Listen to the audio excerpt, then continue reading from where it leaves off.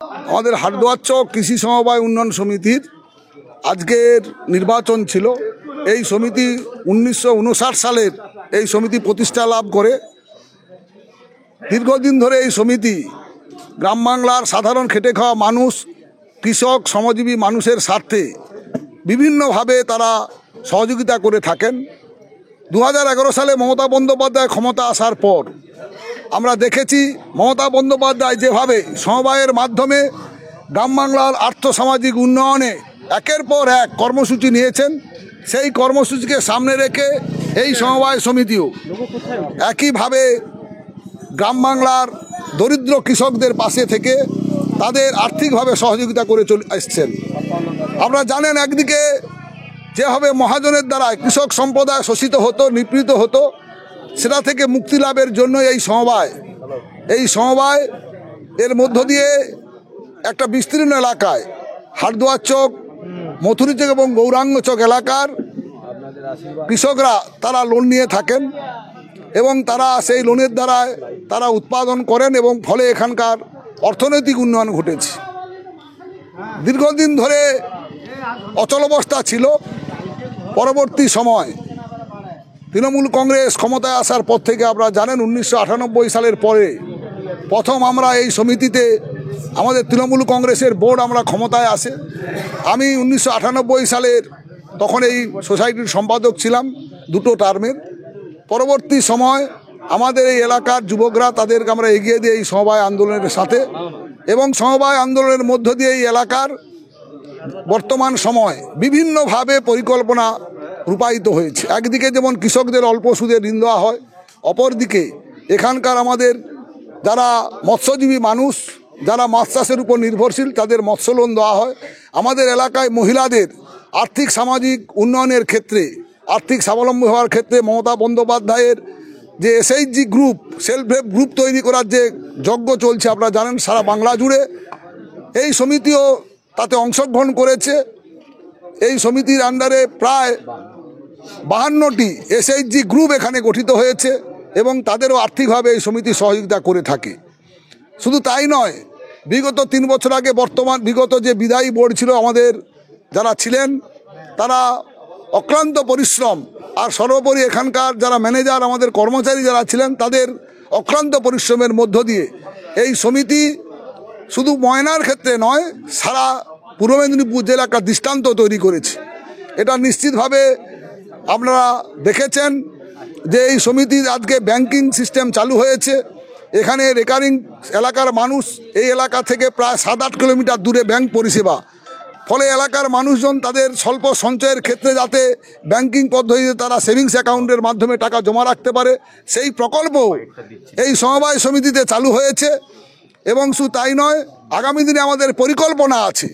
এই সমিতির পরিকল্পনা আমাদের দলের পক্ষ থেকে আমরা নিয়েছি যে এই সমিতিতে যাতে এলাকার মানুষজন তাদের প্রয়োজনে তাদের বিভিন্ন ধরনের ক্যাশ সার্টিফিকেট, এলআইসির সার্টিফিকেট থেকে শুরু করে তাদের বিভিন্নভাবে যে ব্যাংকিং সিস্টেমে যে পরিষেবাগুলো রয়েছে, সেই পরিষেবাগুলো একের পর এক চালু করা আমাদের পরিকল্পনা আছে। সেই সাথে সাথে এই এলাকার ঠিক লাগোয়া এলাকা হচ্ছে আমাদের অন্নপূর্ণা বাজার। পরিকল্পনা আছে অন্নপূর্ণা বাজারেও একটা ব্যাংকিং পরিষেবা চালু করার এই সমিতির মাধ্যমে। ফলে সার্বিকভাবে এই যে উন্নয়ন, এই উন্নয়নের সামনে রেখে এলাকার মানুষজন স্বতঃস্ফূর্তভাবে আজকে নির্বাচনে অংশগ্রহণ করেছে। প্রায় 1359 জন মেম্বার এই মুহূর্তে এই সোসাইটির, এবং এই সোসাইটি হাটদুয়ার চকের 4টি বুথের এলাকার মধ্যে সীমাবদ্ধ। হাটদুয়ার চক পূর্ব, পশ্চিম, মথুরি চক এবং গৌরাঙ্গ চক, এই বিস্তীর্ণ এলাকা জুড়ে প্রায় 1369 জন সদস্য এই সমিতিতে রয়েছেন। ফলে আমরা দেখেছি যে আজকে বহু চক্রান্ত অপপ্রচার করার চেষ্টা হয়েছিল বিজেপির পক্ষ থেকে। তারা বলেছিলেন যে না, আমরা কোনো রকমই 56 শূন্য করতে দেব না, আমরা কিছু হলে সিট পাবো। আজকে সকালে আমরা দেখেছি খবরের মাধ্যমে তাদের এখানকার বিজেপির যে মণ্ডল সভাপতি, তিনি বলেছিলেন যে আমরা তৃণমূলকে পরাস্ত যে কোনো মূল্যে করব। কিন্তু আমরা সকাল থেকে আত্মবিশ্বাস আমাদের কর্মীদের মধ্যে, আমাদের মধ্যে ছিল যে কোনো মূল্যে, শুধু নয়, আমাদের যে এলাকার উন্নয়ন হয়েছে, এলাকার মানুষজন যেভাবে এই সমিতির দ্বারায় উপকৃত হয়েছেন, পরিষেবা পেয়েছেন। ফলে আমাদের অনুকূলেই 56 জন প্রার্থী আমাদের জয়লাভ করবে, আমরা এই আত্মবিশ্বাস আমাদের ছিল। ফলে আমরা সকাল থেকে লক্ষ্য করেছি, যখন সকাল থেকে প্রচণ্ড মুষলধারে বৃষ্টি হয়েছে এলাকাতে, সকাল 8টা থেকে মানুষ সেই বৃষ্টিকে, প্রবল বৃষ্টিকে উপেক্ষা করেও লাইনে দাঁড়িয়ে আছেন ভোট দেওয়ার জন্য, তৃণমূল কংগ্রেসের প্রার্থীদের জয়লাভ করার জন্য। এই জয় মমতা বন্দ্যোপাধ্যায়ের জয়।